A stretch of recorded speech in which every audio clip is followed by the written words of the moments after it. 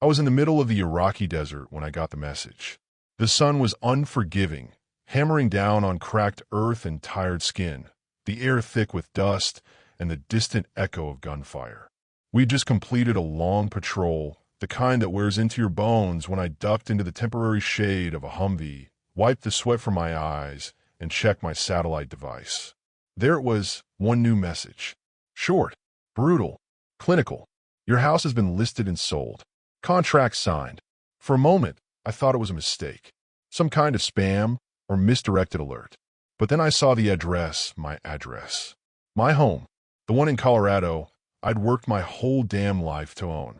The house I left behind, locked, secure, paid up, nestled in a quiet neighborhood with a homeowners association that promised order and community. The same HOA I had informed, documented, about my deployment overseas. The same HOA I had paid months in advance just to avoid issues exactly like this. The desert around me vanished in that instant. I didn't hear the radio chatter, didn't notice the shifting of boots or the rattle of weapons.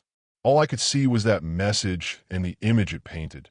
My house, the one with the red door and the oak tree I planted in the backyard, now legally owned by someone else. I pulled out an old photo from my cargo pocket.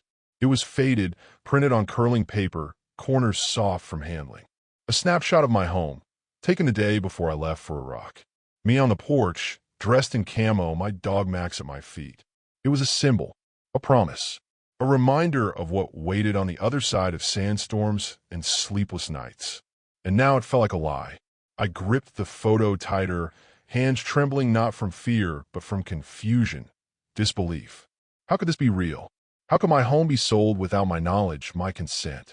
I was thousands of miles away, risking my life for a flag that apparently couldn't even protect the roof over my head. Back at the forward operating base, I got clearance to use a secure line. Satellite phones aren't easy to come by, and bandwidth is rationed like gold. But I needed answers. I called the HOA office first, the number I'd saved before I left. It rang 6 times before a recorded voice told me the line was currently experiencing high call volume. I tried again and again. Finally, I left a message, voice clipped and controlled. This is Staff Sergeant Michael Trent. I need to speak with someone about my property at 1348 Willow Creek Drive. I'm on deployment in Iraq, but I was just notified that my home has been sold. This has to be a mistake. No response. I tried a neighbor next. Mark, the guy across the street who'd promised to keep an eye on things. He picked up on the second ring. Mike, his voice cracked through the static. Jesus, man. I wasn't sure you'd call. What the hell happened to my house, Mark? A pause. Buddy, I don't even know how to say this. There was a for sale sign in your yard last week. I thought maybe you had family handling it or something. The sign was up for a day or two, then gone. A couple people came by to look. Then one day, moving trucks. It all happened fast. Too fast. My heart sank. Did anyone try to stop it? They said it was legal. HOA posted something about delinquent dues, foreclosure process, all that red tape crap. I swear, Mike, I didn't know. Nobody did. But I did. I knew I had paid. I knew I had documented everything. I knew I had done my part. The next call was to my attorney. She was sympathetic but cautious. If the HOA followed their foreclosure bylaws and you were considered in default, it's going to be complicated. We'll need to see the paperwork, the deed transfer, the notices. But Mike, if they sold it already, it might be hard to reverse. How much did it sell for? I asked, barely breathing. $15,000, she said. It hit like a punch to the ribs. $15,000. My house, worth more than 10 times that, reduced to the price of a used car and given away while I was under fire on foreign soil. My chest tightened. Not from anger, not yet. From violation. Like someone had broken into my past, carved out the parts that mattered, and auctioned them off to the lowest bidder. In the following days, sleep became a joke. I was still on duty, still responsible for lives, still leading missions through hostile terrain. But part of me was gone. Every night, I'd stare at that crumpled photo of my house and wonder what the living room looked like now. Was the American flag I left folded in the hallway trash now? Did the new owner even know or care who had lived there? I'd always believed that war happened far from home. That when you signed up, when you deployed, you left the danger behind and came back to safety. But I was wrong. Sometimes the battlefield follows you. Sometimes the bullets are replaced by paperwork, the enemy by neighbors, the ambush by certified envelope. And the worst part? I wasn't there to fight it. I'd face snipers with steadier hands than I used to hold that photo. Because this fight was different. This was about identity, about being stripped of something not by combat, but by bureaucracy, not by insurgents, but by a system that was supposed to protect its own. The day I got the official scanned copy of the deed transfer, I sat in silence for nearly an hour. My name had been replaced, my signature forged, a notary's seal slapped onto a transaction that smelled like rot. I didn't cry. I didn't scream. I simply sat there in a tiny concrete room lit by a flickering fluorescent bulb, staring at a piece of paper that said I no longer belonged. That's when I knew this wasn't going away quietly. The first official explanation came in the form of a scanned letter, digitally forwarded to me by my lawyer, who had retrieved it from the county records office. It was dated 3 months prior, allegedly sent to my home address, citing delinquency on HOA dues. It stated, in firm, indifferent language, that I had failed to remit payment for 3 consecutive quarters. The amount in question? $283. That was it. For less than $300, my home had been declared in violation of the HOA's bylaws, and the process of non-judicial foreclosure had begun. There was no signature on my end, no physical acknowledgement, no verified notice of default received. And the reason for that was painfully simple. I wasn't there. I was in Iraq, dodging mortars and trying to keep my unit alive. I had submitted a deployment notice to the HOA board before I left, complete with contact information, legal representation, and prepaid dues. But somewhere along the line, either through incompetence or apathy, that notice was lost or ignored. The letter that should have been forwarded to my lawyer was instead mailed to my physical address in Colorado, an address I had clearly marked as unoccupied. The HOA claimed they followed procedure, that they had attempted contact. But how much effort does it take to pick up a phone, to send a certified letter to the name listed under power of attorney? The answer was none. They didn't try, because they didn't care. They followed the letter of their own rulebook, not the spirit of fairness. What followed was a series of transactions that moved faster than reason. According to the documents I reviewed under the thin light of a desert tent, my property had been listed for auction within 30 days of the initial notice. No court hearing, no judge, no opportunity to appeal. The sale was held online, obscure, quiet, mid-morning on a weekday. The final bid? $15,000. Sold. Signed. Gone. That number haunts me. $15,000. A house worth over $180,000. The equity I'd spent a decade building. The repairs I'd done myself. The yard I'd landscaped with my own 2 hands. All of it liquidated for a fraction of its worth.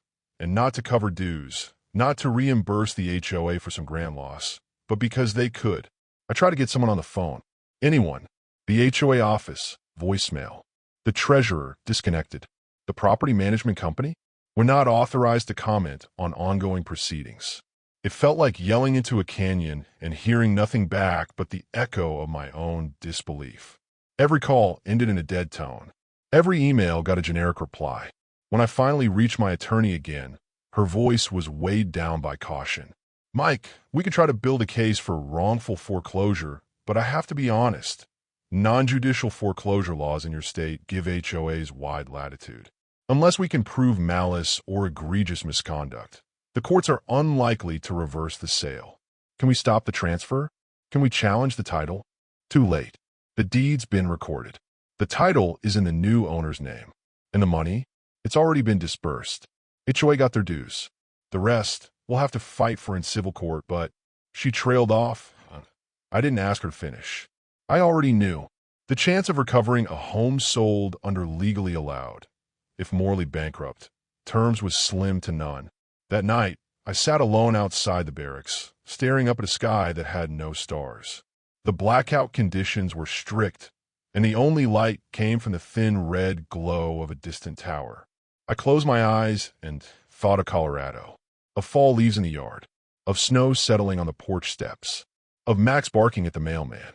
And then I thought of a stranger walking through that front door, setting down keys, claiming it as theirs.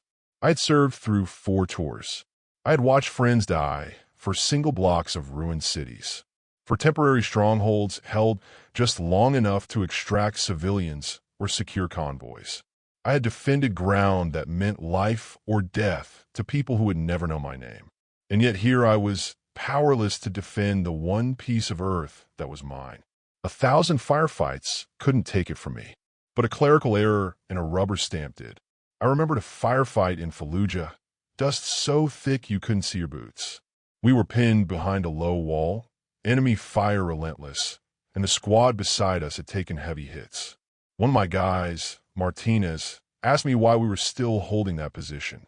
Because if we don't, they'll take it, inch by inch. That was war. Hold your ground. Because the second you stop defending it, someone else claims it. I never thought I'd be having the same conversation about my backyard. There's a kind of betrayal that doesn't scream. It whispers. It pretends to be paperwork. It wears a badge that says procedure. It hides behind technicalities and deadlines. But make no mistake, it cuts just as deep. I didn't need bullets to feel under attack. That letter, misdelivered, unacknowledged, unchecked, was a breach. A break in the silent contract between a man and his country. That if you serve, you won't be forgotten. That if you protect, you will be protected. They took my home not because I failed, but because I was absent. Because I wasn't there to say stop. Because I dare to believe that serving my nation meant my nation would serve me in return. But I was wrong. And now, I had to figure out what came next. There's a specific kind of helplessness that most people will never experience. It's the feeling of being thousands of miles away from your life while watching it crumble in silence. It's standing under a hostile sun with a rifle strapped across your chest, defending the principles of a nation that at that exact moment is erasing your existence with a single piece of paper. My house, the one constant I thought would anchor me through the chaos of war, was gone. Sold without my knowledge, without my consent. And there was nothing I could do to stop it. It didn't feel real at first. Not in the way war feels real. The sharpness of adrenaline, the unmistakable crack of gunfire, the scent of burning sand. This was different. This was quiet, cold, bureaucratic. It was the kind of violence that wears a tie and speaks in legal terms. It was betrayal dressed as policy. I kept performing my duties because that's what soldiers do. I briefed my team, cleaned my gear, followed protocol, smiled when I needed to. But something had shifted inside, a weight that clung to my chest like wet cement. Every night, I lay on a cot that creaked with every breath, staring up at the canvas ceiling, wondering what part of me had been stripped away along with my deed. It wasn't just property. It was identity. It was safety. It was the symbol of every sacrifice I had made, turned to ash. I had spent years in uniform, not just in deserts like this, but in jungles, mountains, cities torn apart by violence and politics. I had carried comrades on my back, buried brothers with trembling hands, and watched children cry over the ruins of homes their parents no longer called theirs. And I swore, quietly, to myself and to those I served, that when I came home, I would build something real. Belmano, a sanctuary no war could touch. And now that promise had been shattered. Not by enemies, by a system that was supposed to protect me. I looked at the scanned deed again and again. My name was gone. Just a line where I once existed. Replaced by someone I'd never met. Someone who now held the title to the place I still dreamed of returning to. They hadn't needed a gun to take it. Just a signature. A stamp. A silent auction held on a weekday when no one was watching. They didn't need to pull the trigger. They just needed me to be away. That's when the anger started to rise, but it didn't come with rage. It came with grief. A slow, grinding grief that pulled me further down than any battlefield ever had. I wasn't just a man without a home. I was a man whose service had been invalidated by indifference. And that, more than anything, broke me. In the barracks, I became quieter. My squad noticed. They asked if I was okay, and I said I was fine because what else could I say? That my war wasn't just out there anymore. That it had followed me home and taken root in the one place I thought was untouchable. I didn't eat much. Didn't sleep either. And when I did, The dreams came like landmines, scattered memories of the front porch light, the smell of pine from the backyard, the way the floor creaked in the hallway. All gone, all replaced by someone else's furniture, someone else's future. One night, I found myself sitting on the edge of my bunk, gripping the photo of my house so tightly that the corners tore. I stared at it until the image blurred, not from sand or sweat, but from something deeper, something I hadn't let myself feel in years. Loss. And not the kind that comes with flags and folded triangles. This was a different kind of death. A quiet erasure. The death of permanence. Of belonging. I remembered something my father once said, back when I told him I was joining the Army. He was a veteran too, grizzled and wise in a way only men who've seen too much can be. Son, he said, the hardest part of serving isn't the bullets. It's coming home to a country that doesn't remember what you did. Back then, I thought he was being dramatic. Now I knew better. What is freedom? I asked myself, if your land can be taken from you while you're bleeding for it. What is freedom if your signature can be replaced, your name erased, while you stand guard in another man's country? What is freedom if all it takes to undo your life is a missed envelope? These questions became a mantra, a loop in my head that I couldn't shut off. And with every repetition, my grief turned into something else, resolve. Because if they could do this to me, they could do it to anyone. This wasn't just about one house. This was about a system that counted on people being absent, silent, distracted. They had assumed that because I was gone, I wouldn't fight back, that I'd return home, find nothing waiting for me, and quietly disappear. But they didn't know me. They didn't know what I had been through, what I had lost, what I had given, and they sure as hell didn't know what I was willing to do to make this right. The next morning, I stood under the rising sun with sand still in my boots, and I made a decision. I wasn't going to let them win. When I stepped off the transport plane back in the States, the first thing I noticed was the quiet. Not the peaceful kind, but the eerie, empty sort that feels like something's missing. I hadn't been home in over 10 months. 10 months of sand, of sweat, of counting seconds between explosions. 10 months of believing that home, at the very least, would be waiting for me, unchanged, steady. But it wasn't. Not anymore. I didn't go straight to the barracks. I went to the address that used to be mine, 1348 Willow Creek Drive. I pulled into the street just past midnight, headlights off, letting the silence wash over me. My house stood there, lit by a yellow porch bulb that didn't belong to me anymore. The tree I planted was taller. The shutters were repainted. A new car sat in the driveway. And the front door, the door that once creaked when I came home late from deployment, now had a different lock, different number pad, different key. I walked up to it anyway, out of habit, out of heartbreak. I didn't knock, just stood there wondering what part of my life still lingered inside. Was my flag still folded in the hallway closet?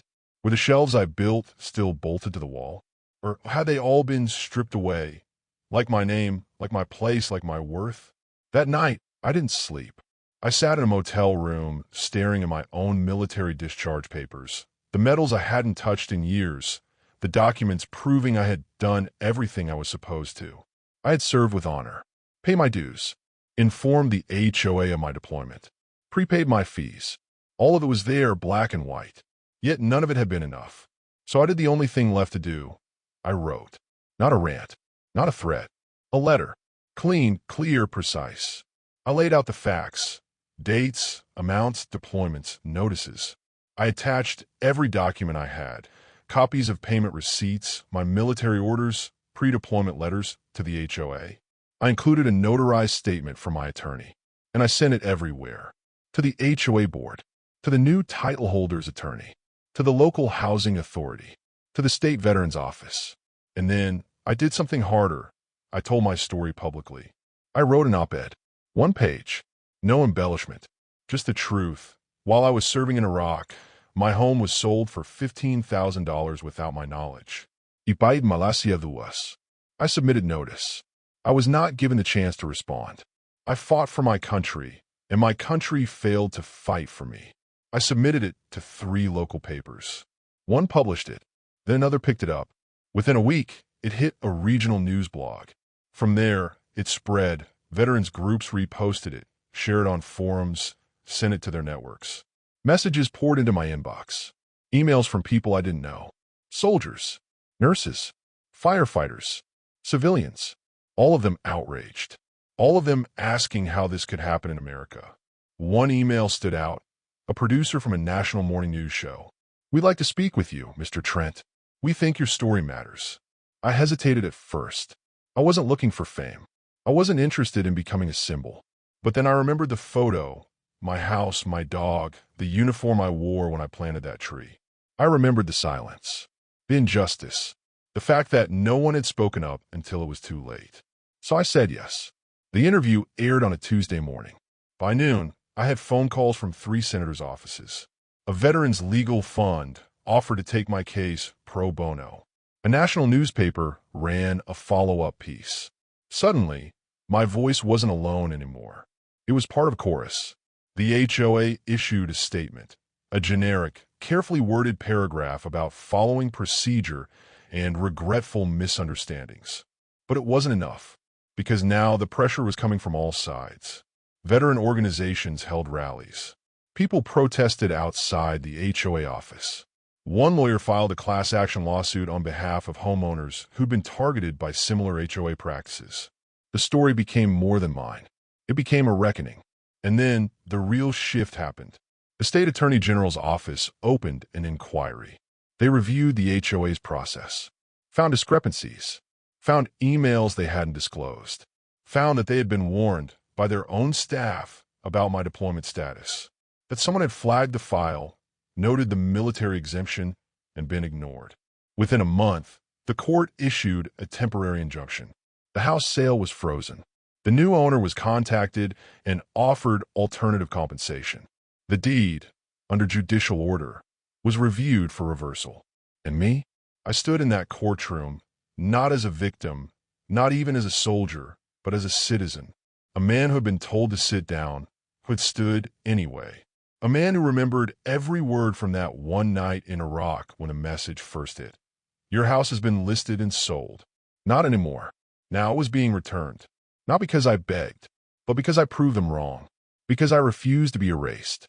The courtroom was colder than I expected. Not in temperature, but in tone. Sterile. Clinical. Like justice had been reduced to documents and deadlines. Stripped of the flesh and blood realities that had brought me here. I sat at the plaintiff's table in full civilian dress, flanked by my attorney and a quiet representative from the Veterans Legal Fund.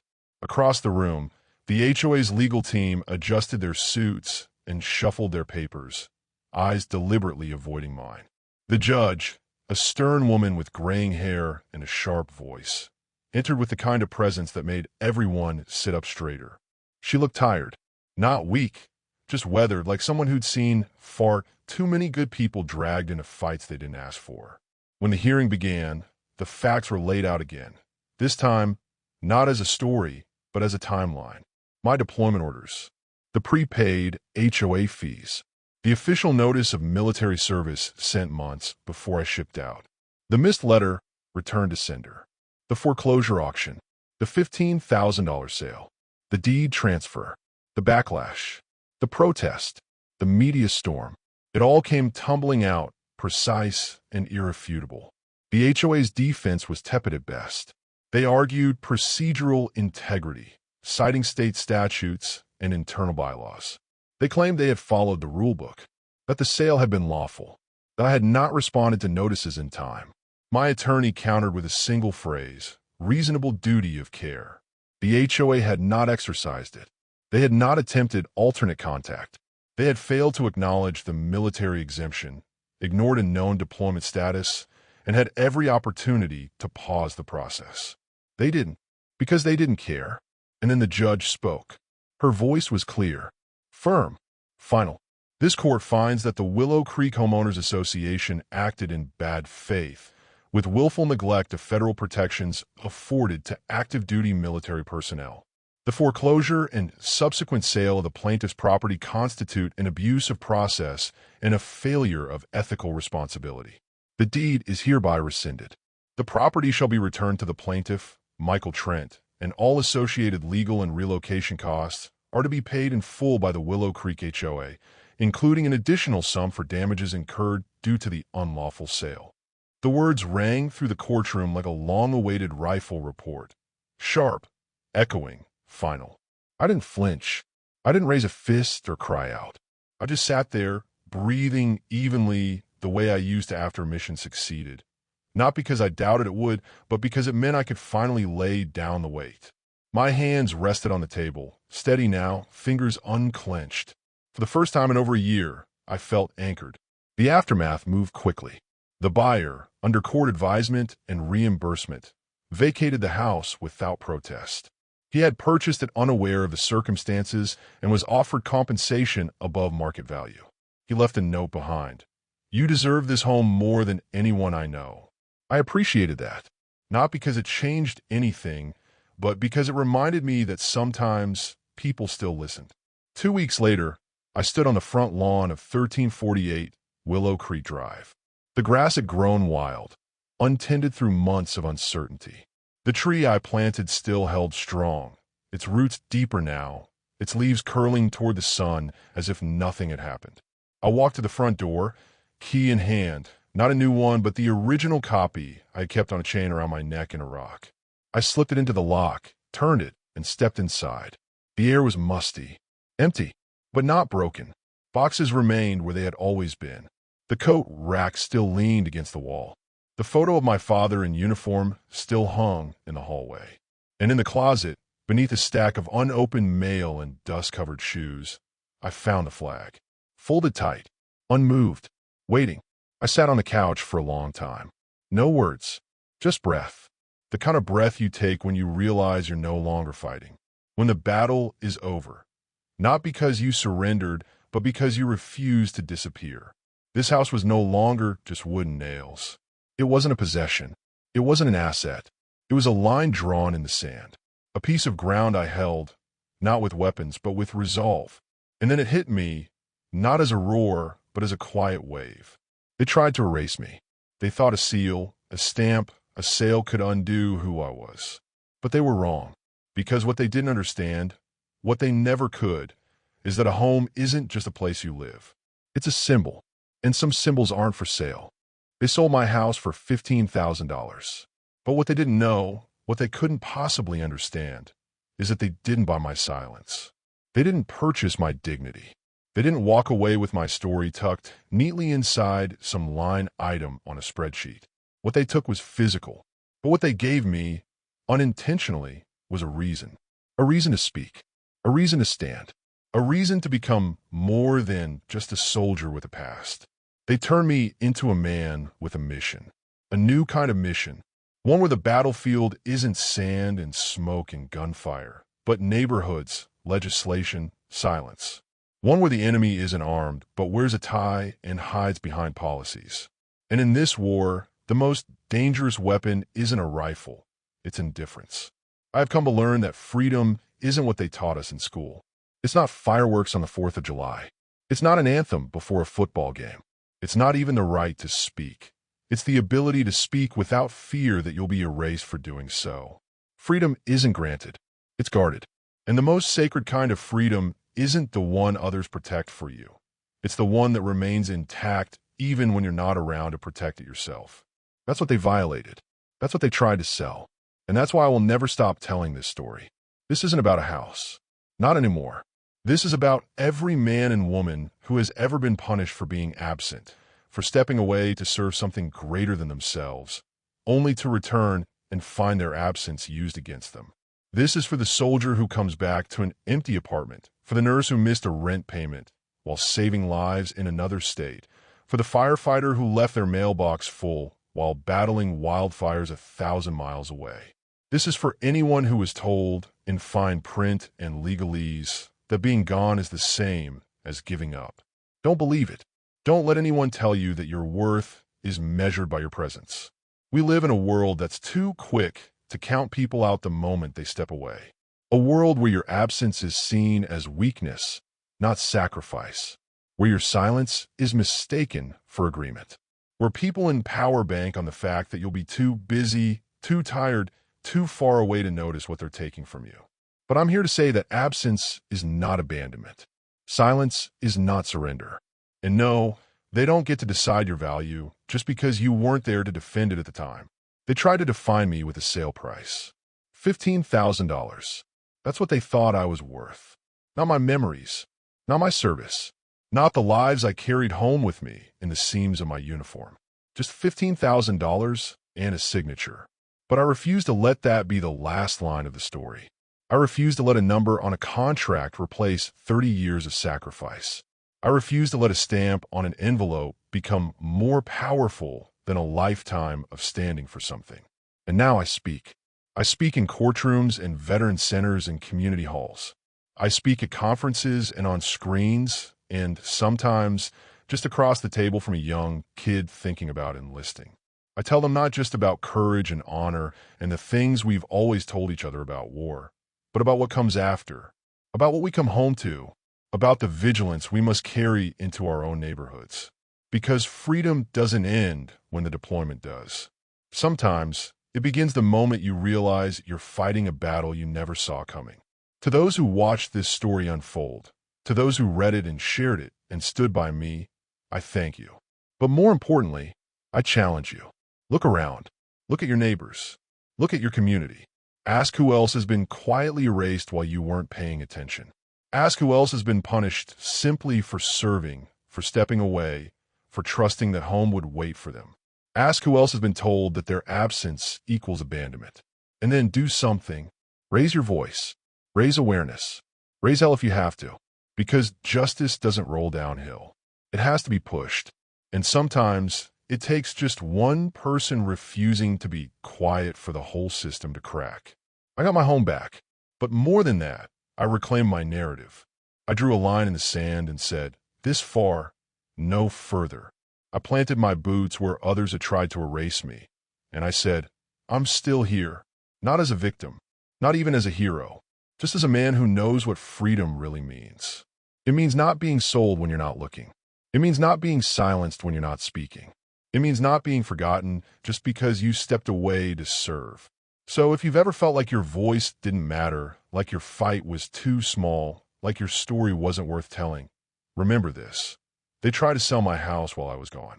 But I came back, and I told the world. And now I'm telling you, don't let them name your price. Because you're not for sale.